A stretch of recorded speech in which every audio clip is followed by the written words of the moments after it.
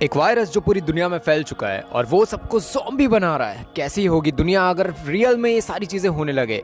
The last of us series एक game है जो बहुत लोगों ने खेली और यार उसके रेटिंग्स बहुत ही आगे है। बहुत ही अच्छी सी सीरीज़ है और उसकी पूरे एक एडेप्टेशन उन्होंने बना के रखी है। अभी जो आया फर्स्ट एपिसोड आ चुका है और भाई क्या बढ़िया सा एपिसोड था। आपको ज़रूर जाके देखना चाहिए HBO पर वो इंडिया में अवेलेबल नहीं है, तो उसका एक्सप्लेनेशन मैं लेके आ चुका हूँ। तो केम चो मंडली मौज माने the last of us series का फर्स्ट एपिसोड का एक्सप्लेनेशन शुरू करते हैं। एपिसोड की शुरुआत में 1968 दिखाया जाता है। दो साइंटिस्ट टेलीविज़न शो पर वायरसेस के रिलेटेड कुछ डिस्कशंस कर रहे हैं, अलग अलग पैंडेमिक और कैसे वायरसेस पूरी दुनिया में आ रहे हैं और ख़त्म कर रहे हैं चीज़ों को। डॉक्टर न्यूमैन जो एक एपिडेमियोलॉजिस्ट है वो बताते हैं कि ना बैक्टीरिया ना वायरस पूरी दुनिया को ख़त्म कर सकते हैं, कि भाई वायरस और बैक्टीरिया में दम नहीं है पूरी दुनिया को ख़त्म करने का। पर एक चीज़ है जो पूरी दुनिया को ख़त्म कर सकती है, वो है फंगस।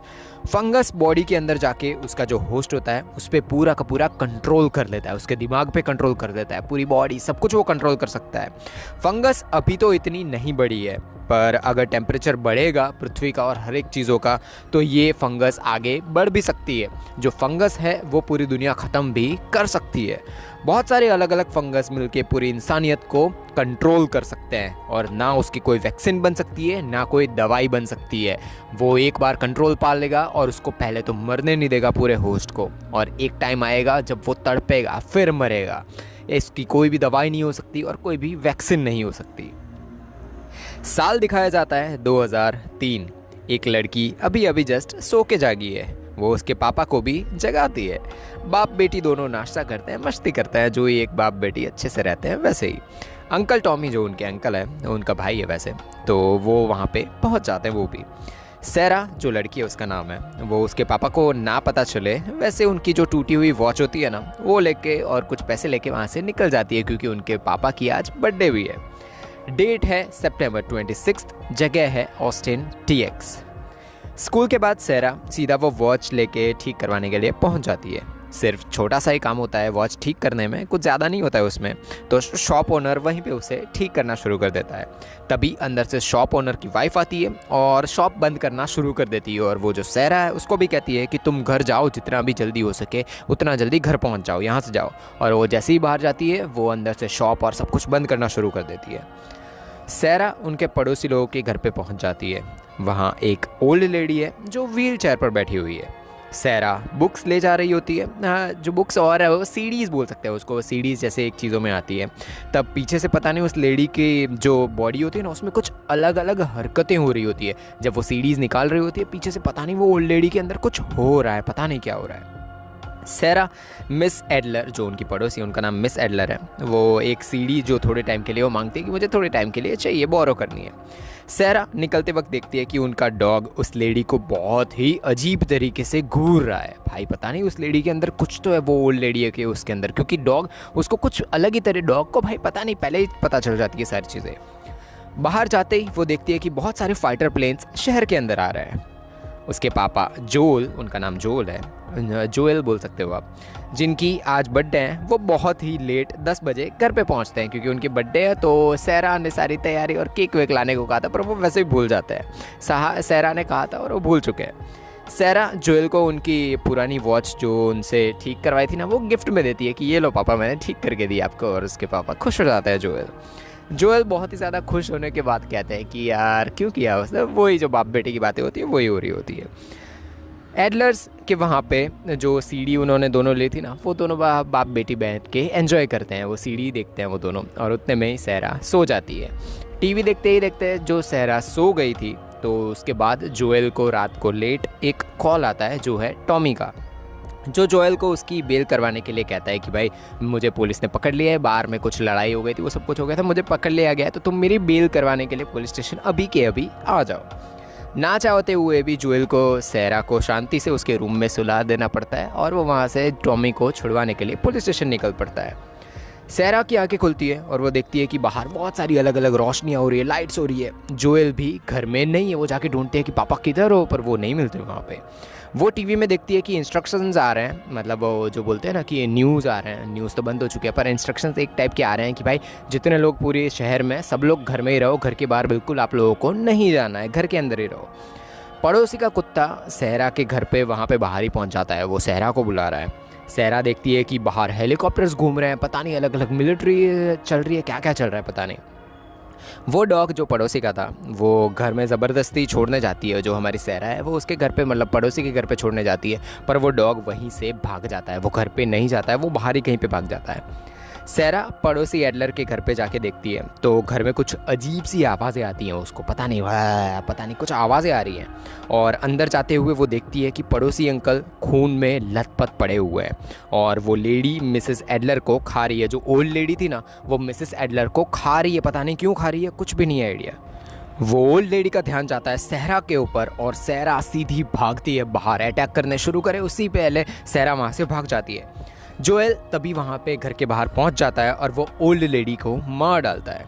रोड पर पुलिस की भगदड़ मची हुई है। जोएल बताता है कि कुछ वायरस जैसा पूरे शहर में हर जगह पे फैल चुका है और हाईवे भी ब्लॉक कर दिया गया है। सहरा को याद आता है कि एडलर्स लोग नैना मतलब जो ओल्ड लेडी है उनको नैना बोलते हैं वो लोग, मतलब मम्मी की मम्मी, यानी ओल्ड लेडी जो सिटी को मतलब जो ओल्ड लेडी है उनको सिटी में ले गए थे एक हॉस्पिटल में दिखाने के लिए। उसी के बाद ये वायरस वहाँ पे शायद आ चुका हो, मतलब सहरा को ये आइडिया आ रहा है कि भाई जब वो हॉस्पिटल ले गए थे ना सिटी में तो ये वायरस वहीं से आया हो सकता है। कुछ लोग रोड पर मदद मांगते हैं पर जोएल मना कर देता है कि नहीं अभी मदद नहीं करना है, कोई भी इन्फेक्टेड हो सकता है, तो वहाँ से भाग जाते हैं।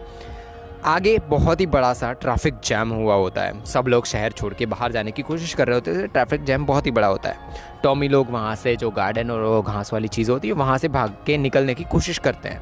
शहर में पुलिस लोग ब्लॉक कर रहे होते हैं, पूरे रोड्स और सब कुछ है वो ब्लॉक कर रही होती है, हर जगह भगदड़ मची हुई है, सब लोग भाग रहे हैं क्योंकि वायरस आउटब्रेक हो चुका है शहर में, लोग वायरस से इन्फेक्ट होते जा रहे हैं। एक प्लेन सीधा शहर में पीछे से क्रैश हो जाता है। जोएल लोगों की आंखें खुलती है, जब वो प्लेन क्रैश होता है तो उनकी कार भी क्रैश हो चुकी होती है, तो जोएल लोगों की एकदम से आंख खुलती है और सहरा है ना उसके पैर पे कट लग चुका है, उसका जो एंकल होता है वो टूट चुका है। इस बीच टॉमी कहीं और ही निकल जाता है, वो कहता है कि मैं कुछ प्रबंध कर रहा हूँ, कहीं पे जा रहा हूँ, तो वो कहीं और ही निकल जाता है। हर जगह सब इन्फेक्टेड हो चुके हैं। एक इन्फेक्टेड आदमी सीधा जोएल लोगों के पीछे पड़ जाता है, एक गोली चलती है और वो इन्फेक्टेड आदमी को मार दिया जाता है। एक पुलिस ऑफिसर ने वो गोली चलाई होती है और वो अथॉरिटी से पूछता है, मतलब जो सामने दो लोग खड़े हैं जो हमारे जोएल और उसकी बेटी सहरा, उसके बारे में अथॉरिटी से पूछता है कि भाई दो लोग हमें मिले हैं, उनको मारना है या क्या करना है। जोएल कंटिन्यू कहता रहता है कि वो बीमार नहीं है, वो और उसकी बेटी बीमार नहीं है, उसे मार दिया ना जाए, पर ऑर्डर्स दिए जाते हैं उस पुलिस ऑफिसर को कि जितने लोग हैं सबको गोली मार के उड़ा दिया जाए। तभी टॉमी वहाँ पे आता है, मतलब वो अटैक करने जाता है और तभी जोएल उसे बचा के मतलब अपनी बेटी को बचा के वहाँ से साइड में गिर जाता है और तभी गोलियाँ चलती है और वहाँ पे टॉमी आ चुका है जिसने वो पुलिस ऑफिसर को मार दिया है। इस बीच पता चलता है कि जो सहरा है ना उसको भी गोली लगी है। सहरा बहुत ही ज़्यादा तड़प रही होती है और वो जो हमारा जोएल है उसकी गोदी के अंदर ही वो मर जाती है, अपने बाप के जो गोदी होती है उसी के अंदर उनकी बेटी की मौत हो जाती है और जो हमारा जोएल है बहुत ही ज़्यादा दुखी हो जाता है। एकदम से 20 साल बाद का जंप दिखाया जाता है, ज़िंदगी दिखाई जाती है, कैसे लोग रह रहे हैं और सब कुछ। एक छोटी सी बच्ची जंगल से बाहर आती है, बस्टन 2023 साल दिखाया जा रहा है। वो बच्ची जो बच्ची है ना वो पुलिस वालों के पास जाती है और जहाँ पे क्वारंटीन जोन है वहाँ पे पहुँच जाती है, उसे क्वारंटीन जोन में डाल दिया जाता है। एक लेडी ऑफिसर पूछताछ करती है उस बच्चे से, पता चलता है कि उस बच्चे का टेम्परेचर काफ़ी हाई है, यानी वो शायद इन्फेक्टेड है। उसे इंजेक्शन दिया जाता है और वहीं पे कैमरा ऑफ, मतलब आगे स्टोरी कुछ और ही दिखाई जाएगी। बहुत लोगों की बॉडीज़ जलाई जा रही है। जोएल एक ट्रक में, मतलब उसकी एज भी हो चुकी है, वाइट बाल आ चुके हैं, वो लेट हो चुका है उन चीज़ों में। जोएल एक ट्रक में लाशें लेके पहुंच जाता है, वहाँ लाशों को जलाने वाले में से एक लेडी दिखती है जो शायद उसकी बेटी है उस ट्रक में, मतलब जो लेडी है उसकी बेटी हो सकती है, तो वो जोएल को कह देती है कि मैं इस लाश को नहीं जला पाऊंगी। उसके बाद जोएल उस लाश को जला देता है, मतलब दिखाया जा रहा है कि भाई हमारी खुद के जो मतलब हमारे मम्मी पापा अपनी बहन बेटी कोई भी लोग हो, वो लोग अगर जैसे मर जाए और वो मतलब उनके जो इन्फेक्टेड हो जाए उनकी बॉडीज़ को हम जला नहीं पाएंगे, वो ये अभी थोड़ी बहुत इमोशंस दिखाए जा रहे हैं कि वो लेडी जला नहीं पा रही थी। तो जोएल इतना मतलब इमोशनलेस हो चुका है, मतलब वो 20 साल में अपने आप को उस लेवल पे पहुंचा चुका है कि उसको अब इन चीज़ों के बारे में इतनी ज़्यादा फ़र्क नहीं पड़ रही है, तो वो जाके जला देता है। सबको अपने अपने काम के पैसे दिए जा रहे हैं, लोग मतलब ज़िंदगी थोड़ी बहुत कंट्रोल में आ चुकी है। जोएल काम में लगा हुआ है, अपने अपने काम कर रहा है, पैसे कमा रहा है। शहर में पुलिस कुछ लोगों को फांसी दे रही है क्योंकि वो लोग जो क्वारंटीन जोन जो अभी भी चल रहा है, मतलब वायरस आउटब्रेक अभी पूरा का पूरा है, पर क्वारंटीन जोन के अंदर ज़िंदगी अभी थोड़ी बहुत नॉर्मल हो रही है। उस मतलब जो मिलिट्री के रूल्स और वो सब है ना, फेडरा के रूल्स हैं, वहाँ पे फेडरा मिलिट्री है, उनके रूल्स हैं, उसके मुताबिक जो क्वारंटीन जोन है वो छोड़ के नहीं जाया जा सकता। उसके अंदर ही जो रूल्स हैं वही सबको करने पड़ेंगे। जोएल वहाँ खड़े एक पुलिस ऑफिसर से जाके मिलता है। वो उसे कुछ डील्स कर रहा है, कुछ चीज़ों के मतलब कुछ चीज़ दे रहा है और सामने कुछ चीज़ ले रहा है। वो पुलिस ऑफिसर को जो चीज़ चाहिए, आप समझ रहे हो, आप अगर फुल वीडियो में देख रहे हो तो आपको आइडिया आ जाएगा कि वो क्या चीज़ों की डील कर रहा है। कुछ लोग टेस नाम की लेडी को टॉर्चर कर रहे होते हैं, मतलब दिखाया जाता है कि एक लेडी उसको टॉर्चर कर रहा है, उसका नाम टेस है, बहुत ही ज़्यादा परेशान कर रहे हैं। इन्फॉर्मेशन कुछ चाहिए उनको टेस से। वो लोग परेशान हैं कि टेस कहीं उसके आदमी, यानी उसका कोई बीएफ या फिर कोई आदमी, कोई भी हो सकता है, उसे जाकर कुछ बता देगी। तो टेस कहती है कि मैं उसे जाकर नहीं बताऊंगी, बस मुझे यहाँ से जाने दो। पर वो आदमी अभी भी एटीट्यूड में कुछ बोल नहीं रहा है। वो एटीट्यूड में वो भी जवाब दे रही है कि मुझे छोड़ दो, मैं कुछ नहीं बताऊँगी किसी को। ये आदमी के साथ ये आदमी ने कोई बैटरीज़ की सौदा कर दिया है या फिर कुछ कर दिया है, वो इसीलिए टेस यहाँ पर इन्फॉर्मेशन निकलवाने आई है। तभी वहाँ पर एक खतरनाक वाला धमाका होता है। बाहर से अनाउंसमेंट की जाती है कि यहाँ से जगह खाली कर दी जाए। फेडरा अथॉरिटीज़ ने ये सब कुछ किया है, मतलब फेडरा अथॉरिटीज़ ने बम फोड़े और बाहर से सबको बोला जाता है कि यहाँ से जगह खाली कर दो। टेस बाहर जाके देखती है कि एक आदमी फेडरा पे गन का अटैक कर रहा है। टेस को पकड़ लिया जाता है और वो भी, उसको लगता है कि भाई जो फेडरा है ना अथॉरिटी, उस पर जो अटैक कर रहा होता है, तो उसको ऐसा लगता है, मतलब जो आदमी ऊपर से फेडरा पे अटैक कर रहा होता है, तो नीचे टेस को देख के उन लोगों को ये भी लगता है कि टेस भी उनके साथ ही कनेक्टेड है, तो टेस को भी पकड़ लिया जाता है। एक लड़की को बांध कर रखा गया है, वो दिखाया जाता है। एक लेडी आती है वहाँ पे और वो उसे 1 से 10 तक गिनती करने के लिए कहती है शांति से, पर वो चिढ़ जाती है वो लेडी। फिर मतलब वो लड़की चिढ़ जाती है और शांति से फिर बोलती है 1 2 3 4। फिर उसका नाम पूछती है वो लेडी। वो उसका नाम, मतलब वो बच्ची अपना नाम बताती है वेरोनिका। वेरोनिका बहुत ही ज़्यादा फ्रस्ट्रेट हो चुकी है कि यार ये क्या मुझे रोज़ ही नाम बुलवाते रहते हो, रोज़ ही नंबर गिनवाते रहते हो। वेरोनिका बहुत ही फ्रस्ट्रेट हो चुकी है क्योंकि ये सेम चीज़ वो रोज़ करे जा रही है, एक चीज़ करे जा रही है। शायद वो लोग ये चेक कर रहे हैं कि वेरोनिका अभी तक इन्फेक्टेड है या नहीं, इसीलिए उसे चेन से बांध रखा गया है।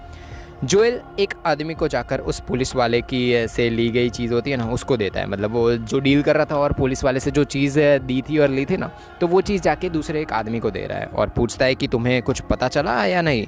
वो आदमी बताता है कि कुछ भी नहीं पता चला मुझे, रेडियो से कोई भी आइडिया मुझे नहीं मिला। वो कहता है कि अगर टॉमी ने कोई भी रिस्पॉन्स दिया होता तो उसे अभी तक पता चल चुका होता। जोएल बताता है कि 3 वीक से टॉमी में कोई भी रिस्पांस नहीं दिया है। आज तक कभी भी ऐसा नहीं हुआ कि 1 दिन से ज़्यादा टॉमी ने लिया हो, 1 दिन में तो वो रिप्लाई कर ही देता है। जोएल डायरेक्ट उस टावर का मैप पता करवाने को ले कहता है कि भाई ये पूरे मैप है, उसके अंदर बताओ कि वो टावर है ना वो कहाँ पे है। वो आदमी वार्न करता है जोएल को कि कुछ भी हो सकता है वहाँ पे, तो तुम जाना, मतलब तुम पता है कि यार तुम इतने पावरफुल हो कि जा सकते हो, पर मत जाना वहाँ पे। जोएल अपने टूटे फूटे घर पहुँच जाता है। वो कुछ हथियार और मैप्स निकालता है, तैयारी करता है टॉमी के वहाँ पहुँचने की, क्योंकि उसका भाई है यार, उसे मिलने के लिए कि भाई कुछ हुआ ना हो उसे।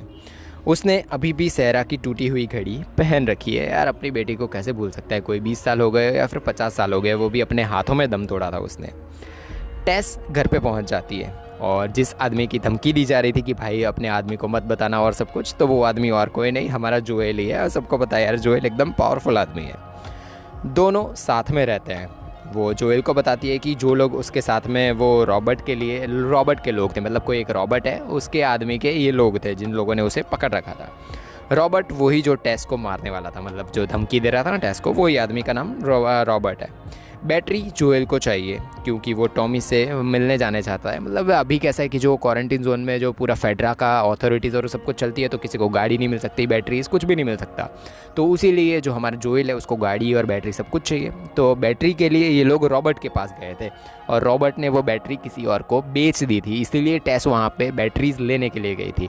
यही पूरा कनेक्शन है। कुछ लोग जो, मतलब टेस कहती है कि बातें हो रही है उसके और जो जोएल के बीच, और वो कहती है कि बैटरी जोएल को चाहिए क्योंकि वो टॉमी को वापस लेने जाना चाहता है, कि भाई टॉमी को वापस लेके आया जाए। टेस कहती है कि उस आदमी को पकड़ के हम बैटरीज वापस लेंगे। कुछ लोग जो फेडरा के अगेंस्ट है वो कुछ प्लान बनाए जा रहे हैं। मतलब यार ऑफ कोर्स होता है कि भाई जहाँ पे बहुत ही ज़्यादा बंद करके रखा गया है वहाँ पे सामने लड़ने वाले भी लोग होते ही हैं कि भाई हमें फ्रीडम चाहिए, हम निकल जाना चाहिए। तो वही लोग कुछ प्लान बना रहे हैं। उनमें से एक लेडी पूछती है कि तुम्हारे रूम में वो बच्ची क्यों रखी गई है। मतलब जो हमें पहले दिखाई गई थी वेरोनिका, उसी के बारे में बात कर रही जा रही है कि उसे क्यों रखा गया और उसे इतने गार्ड में क्यों रखा गया, मतलब कोई एक सिक्योरिटी वहाँ पे रखा गया और सब कुछ। वो बच्ची यानी वेरोनिका, मार्लेन जो वो लेडी का नाम है, वो किम को कहती है कि हम लोग फ्रीडम लाएंगे वापस यहाँ पे। वो लोग रात को कुछ बड़ा करने वाले हैं, कुछ अलग चीज़ करने वाले हैं और उस लड़की को यानी वेरोनिका को यहाँ से कहीं और ही शिफ्ट करने वाले हैं। टेस लोगों को उस बैटरी से ले जाने वाले के बारे में लीड मिलती है कि भाई किस आदमी को वो रॉबर्ट ने जो बम धमाके में मर गया ना, उसने किसको बैटरी भेजी थी उसके बारे में टेस कुछ पता लगा लेती है।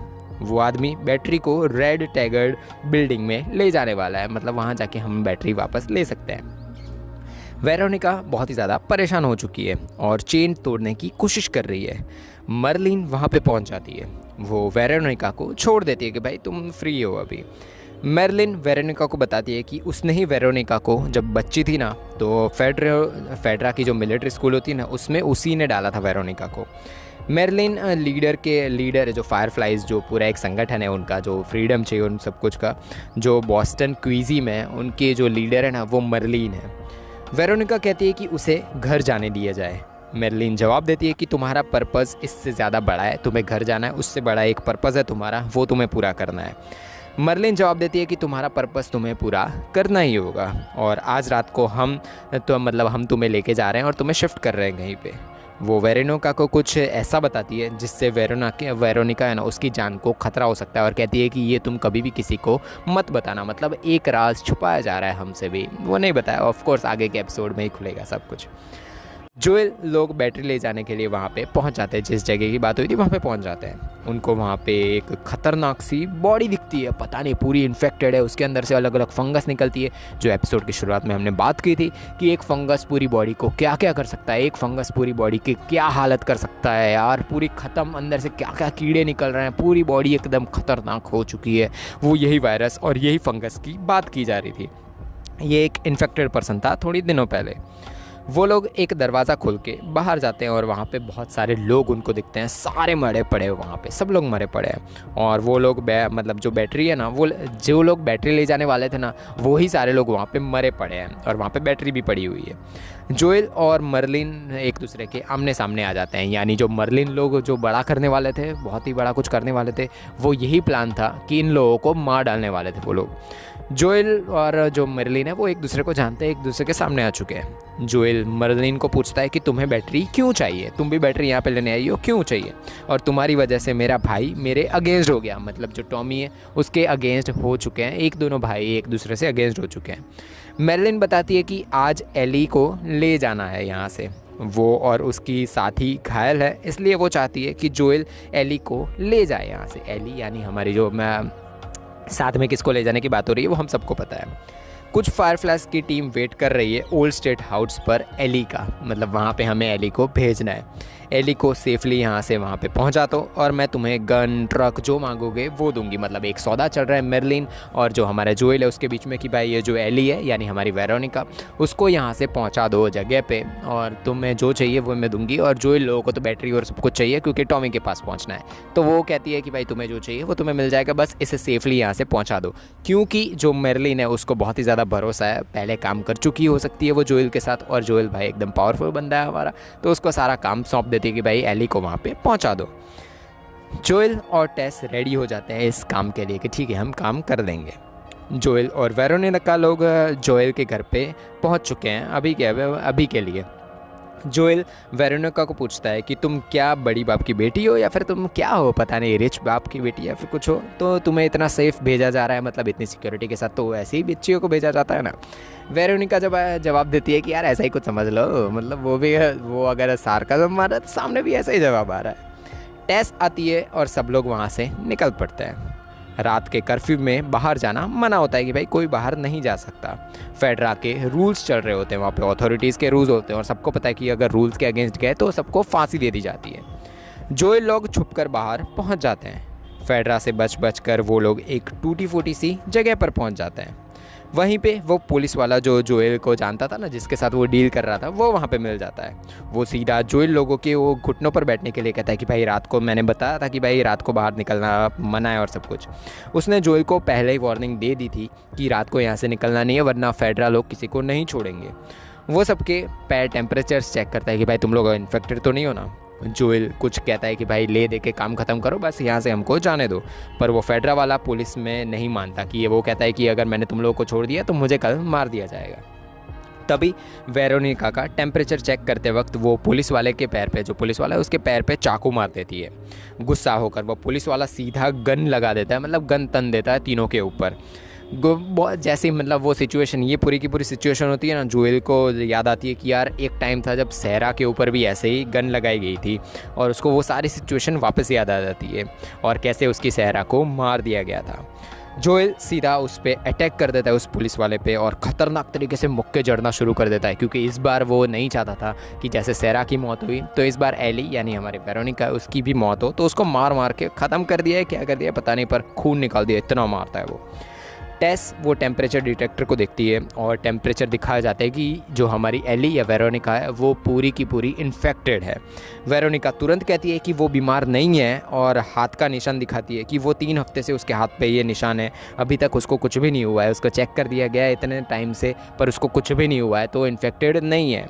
कोई भी 1 दिन से ज़्यादा ये जी नहीं सकता और इन्फेक्टेड नहीं रह सकता, और मैं 3 हफ्ते से हूँ तो मुझे कुछ भी नहीं हुआ है। वो अपने एक्सप्लेनेशन देती है टेस्ट लोगों को। फेडरा पुलिस के आने की वजह से वो लोग वहाँ से निकल जाते हैं सीधा। जोएल के घर में जो रेडियो है ना वो बजना शुरू होता है और एपिसोड एकदम से ख़त्म होता है। भाई क्या ख़तरनाक सा एपिसोड था। मुझे पता है HBO इंडिया में कब आएगा कब नहीं, बट यार मेरा एक्सप्लेनेशन आता रहेगा। मिलेंगे सेकंड एपिसोड में, तब तक के लिए बाय बाय।